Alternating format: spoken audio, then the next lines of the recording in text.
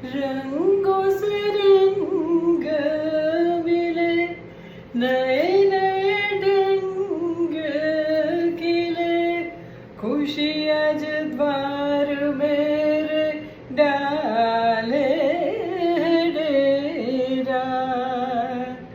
पियू पियू पपीहारटे, कू कोयल जबे, आंगन आंगन है परियों ने घेरा।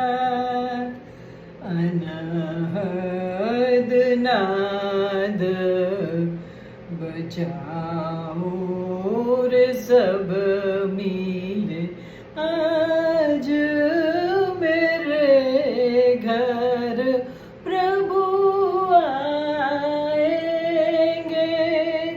खबर सुनाऊं जो, खुशी रे बताऊं जो, आज मेरे घर प्रभु आएंगे।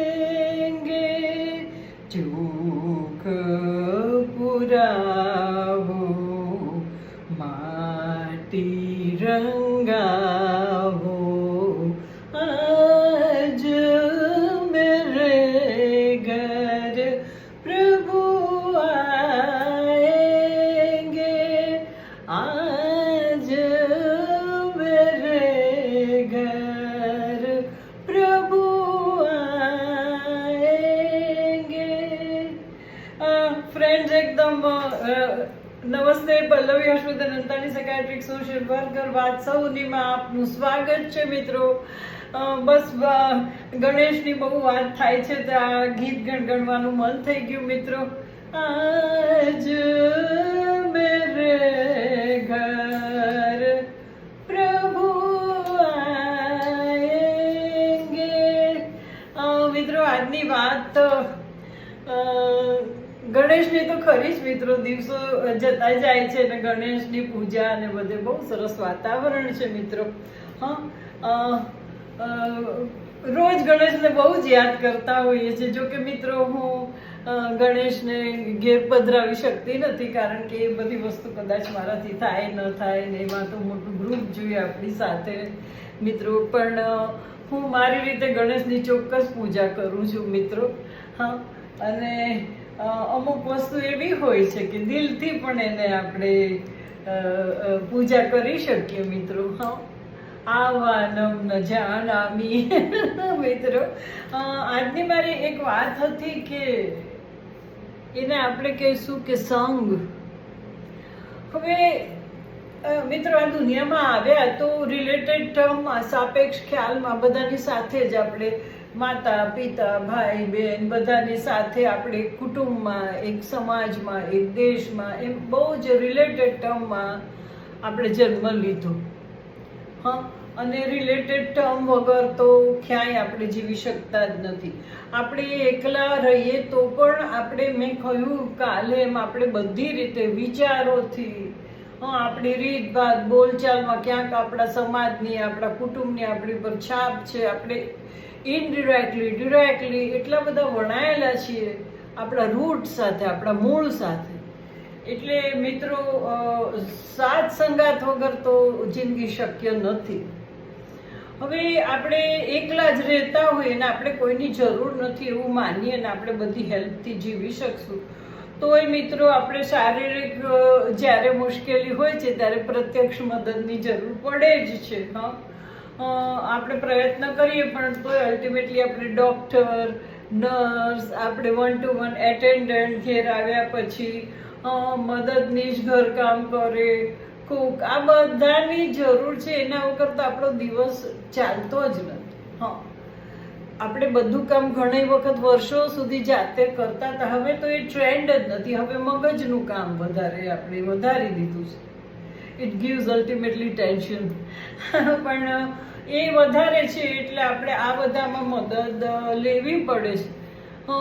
આપણે કઈ બાબતમાં આપણે કંઈક કંઈક આપણે પેપર્સ હોય, કંઈક મ્યુનિસિપાલિટીનું કામ હોય, ટેક્સનું કામ હોય, ડૉક્ટરનું કામ હોય, એક્સરે કરાવવાના હોય, દવા લેવાની હોય, એ પ્રમાણે એ કઈ સવારથી ઉઠીને રાત સુધી એવી કઈ બાબત છે જે આપણે એકલા કરી શકીએ? Not possible. અરે શું તમે આ બધા સાધુ સંતો હોય છે એકલા રહી શકે છે? એની પાછળ એને મદદ કરનારી મોટી ફોજ હોય છે. They are doing best. એ લોકો આવું કરે છે એટલે એ લોકોને સાથ સહકાર શિષ્યોનો મળી રહે છે. એ લોકો શિષ્યોને તૈયાર કરે છે, એને પ્રેમ આપે છે, શિષ્યો એનું ધ્યાન રાખે છે. પરંપરાગત રીતે નાના મોટા એકબીજાના પડખે ઊભા રહે છે. પણ હું એમ કહેવા માંગુ છું, એ લોકોને પણ જરૂર છે. ઇટ ઇઝ નોટ પોસિબલ કોઈ. અને ધારો કે તમે બિલકુલ ઇન્ડિપેન્ડન્ટ રીતે જીવતા આવડી ગયું હોય તો મેં કીધું કે રિલેટેડ ટર્મમાં હવે આમાં વાત પ્રત્યક્ષ ને પરોક્ષ બે આવે છે. પરોક્ષ મેં કયા એ બધા જ આપણી સાથે વણાયેલા છે. તેમ છતાં પરોક્ષથી ખાલી ચાલી શકે એમ નથી મિત્રો. પ્રત્યક્ષ જ મદદ જોઈએ. દાખલા તરીકે 1 to 1 you have to go to doctor. Doctor તમને ટ્રીટ કરે ને તમારે એની મદદ લેવી પડે. ઓકે, આવી પ્રત્યક્ષ લેવી પડે. Plus if you don't have or if you have family, you need somebody. ધારો કે તમારે કામ તમારા વિશે ડિસિઝન લેવાનું હોય તો તમારા નજીકના મિત્રો સેજ ખચકાય કે ના ભાઈ સાહેબ, એના કુટુંબને પૂછો. કુટુંબ કરતાંય નજીક હોય પણ they can't take decision. એમાં બ્લડ રિલેશનને જ બોલાવવા પડે છે મિત્રો. તો પ્રત્યક્ષ ને પરોક્ષ બે સંબંધ મહત્વના છે. પ્રત્યક્ષ સંબંધમાં એવું છે, ઘણી વખત પરોક્ષ સંબંધ આપણને એવું લાગે છે કે ઘણા આપણે નજીક છીએ, પણ પ્રત્યક્ષ એટલા જ જરૂરી છે. કારણ કે મિત્રો એમાં ઊંચ નીચ ને બધું તો હોય છે મિત્રો. ઘણી વખત કલાપી કહે છે ને કે વાલા આ હાય અરે જગતમાં વાલા ઉરો ચીરતા. those who are very near to you, એનાથી તમને ઘણીવાર દુઃખ પહોંચે છે. કારણ કે એના તરફથી, એના માટેથી, એની પાસેથી તમને આશા છે. જ્યારે જે દૂરના છે એની પાસેથી તમને આશા નથી, એટલી ઇન્ટેન્સ આશા નથી કે એ આવશે જ. It is not necessary. તમારે જરૂર હોય ત્યારે દોડીને આવે જ, આવી શકે જ. આવા ધારે બહુ શક્ય નથી. ત્યારે એ જ રીતે આપણા જો કુટુંબના કોઈ હોય તો શરમે કર્મે કોઈ પણ રીતે આવે તો ખરા. અને સાવ કુટુંબનાનું તો blood, at least blood will pre for you.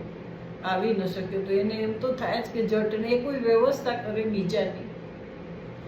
પોતે ના આવી શકે તો અમુક ટાઈમ એવો આવે છે કે બધા મોટા હોય, બધા લગભગ સરખા હોય, થોડા વર્ષના અંતરે, તો જાતના ચાલતી હોય તો પણ તો એ ડિસિઝન એ લોકોનું તો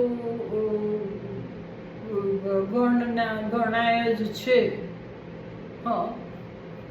તમે પેલા હમણાં હું તો જો કે સિરિયલ જુદી રીતે જોઉં છું, એમાં ઘણી બધી વસ્તુ મને જોવા મળે છે. મેં તમને કહ્યું હતું that lady, that girl is telling I can't make out whether it is love or not, or મને સામેથી એવા રિસ્પોન્સ મળતા નથી કે હું કળી શકું, પણ હું તો પ્રેમમાં છું જેમ. એટલે એ સિરિયલમાં અમુક જે નિરૂપણ છે એની હું વાત કરું છું કે you will have to call the family, એમ કહે છે કંઈક ને, પણ ફેમિલી ઇઝ વેરી ફાર. અને પછી ઈચ્છા વગર પરણેલા, દબાણથી પરણેલા પતિ સહી કરવા તૈયાર થઈ ગયા, કારણ કે એનો જાન જોખમમાં હતો.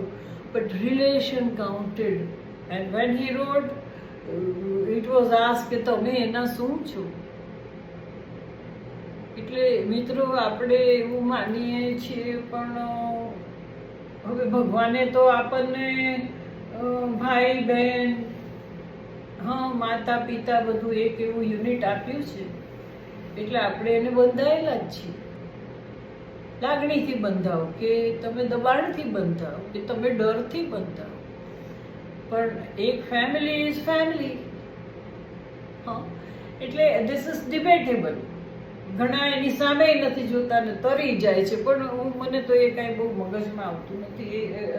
અલ્ટિમેટલી તો અને સૌથી મતભેદ તમારા કુટુંબ સાથે જ થતા હોય છે, કારણ કે તમારું કુટુંબ તમારી કેર કરતું હોય છે.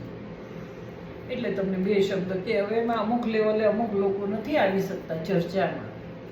હા, તો it is better to keep quiet, but still life goes on. તમારે એ સ્વીકારવું જ પડે છે.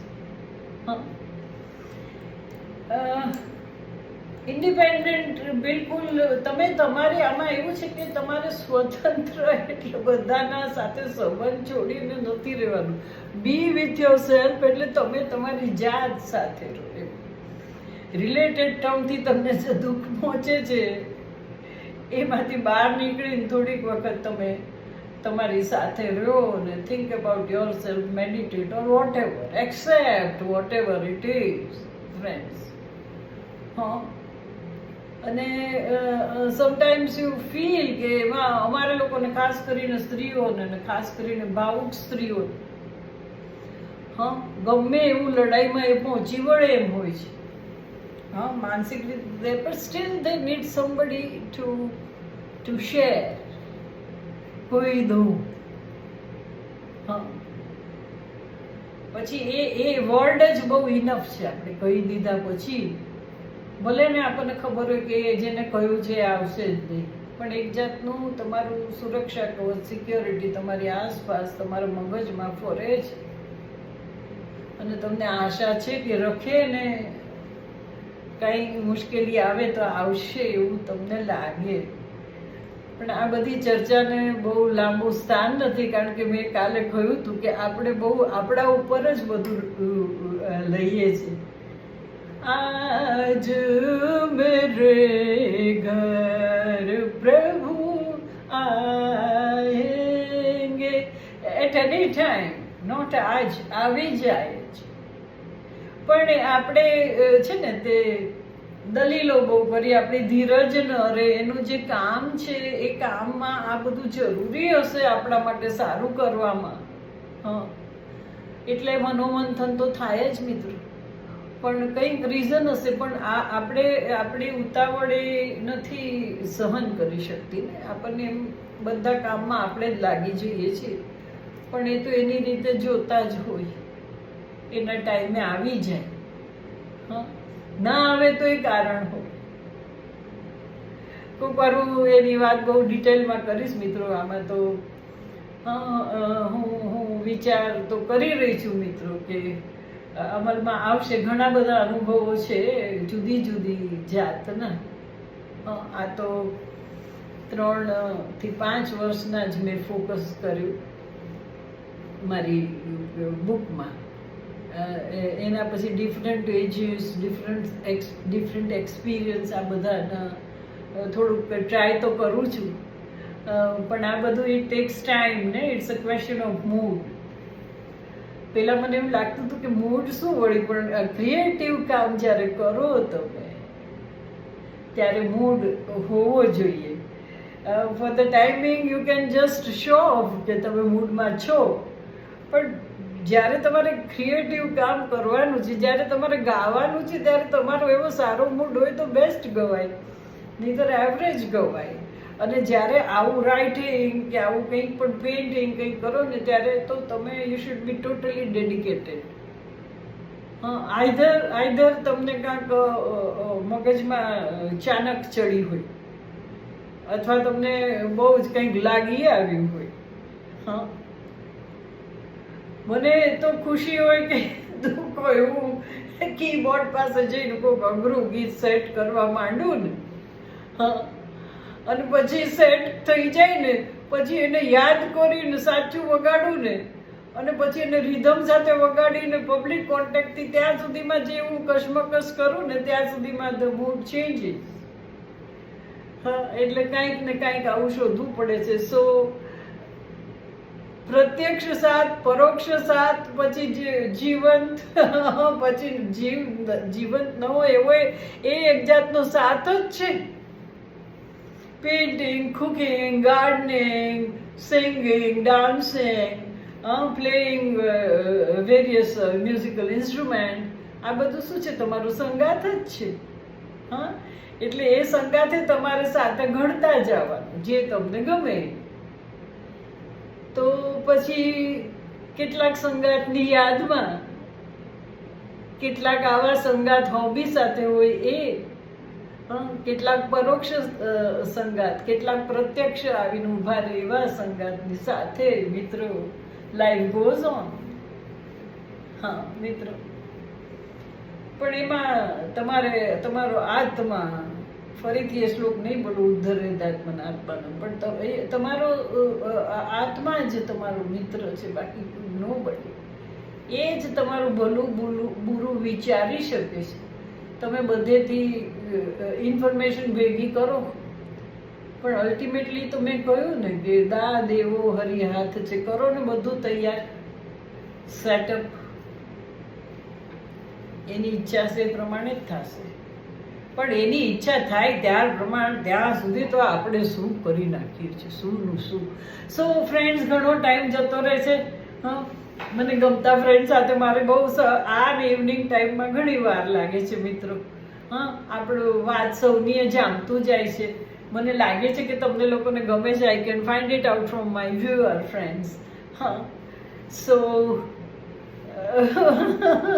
આજે નહીં કહું આઈ લવ યુ.